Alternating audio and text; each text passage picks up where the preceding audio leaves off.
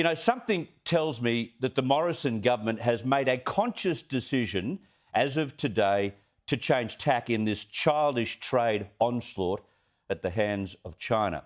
Up until today, that's what it's been, an onslaught from Beijing, not a war. China has been conducting all the warfare. Australia has played a very straight bat, offering olive branches at every single turn. We've copped outright bans or outrageous tariffs on almost 12 different exports at this stage.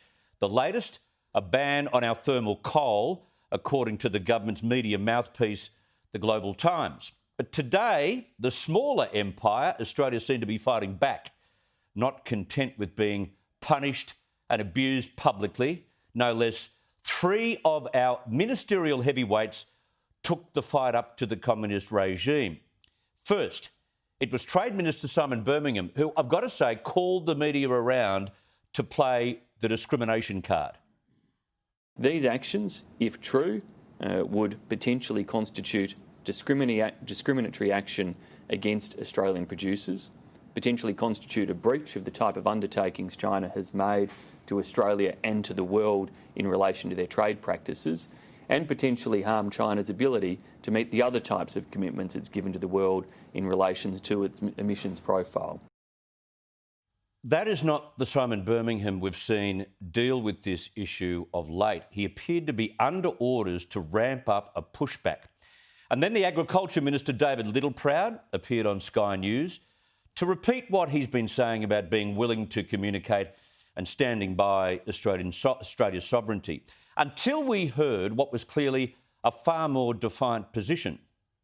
We will not take a backward step with respect of using other processes and other procedures available to us under the rules in which we signed up to. Otherwise, if we turn our back on the rules in which we signed up to, we're no better than any other nation that we're aggrieved with. So we are a nation of values and principles, and I think we've shown that. We've shown the maturity and leadership through this. We will continue to do that, and we will never compromise on our sovereignty or those values and principles. And if anyone thinks they are, they're sadly mistaken. Now, in Tasmania, to talk about the state's Battery of the Nation project, the Prime Minister was happy to weigh into the onslaught, albeit very tentatively. Well, we take official information from the Chinese government, and so that's what we're seeking clarification of, and those reports have not been clarified by the Chinese government. So until we're in a position to have that clarified, then we can only treat these as media speculation in the Chinese state-owned media.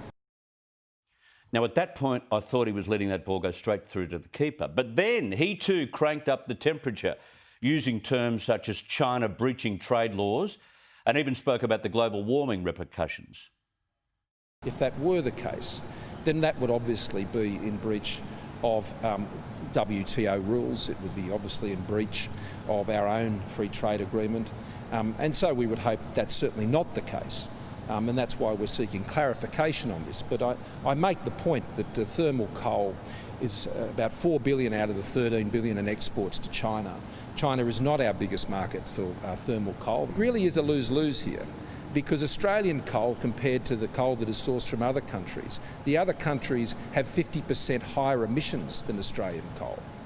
And as a result, that would be a bad outcome for the environment. Where's the United Nations when you need them?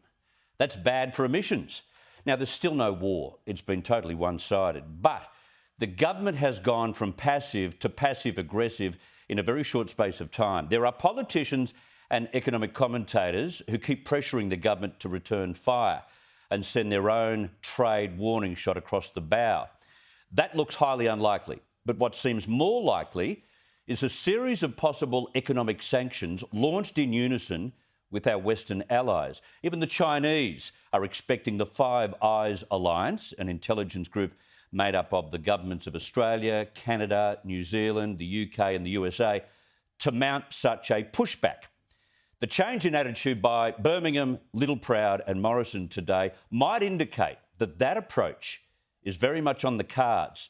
And with Joe Biden now being solidly installed as the new US president today, those plans could be a lot closer to fruition than we know.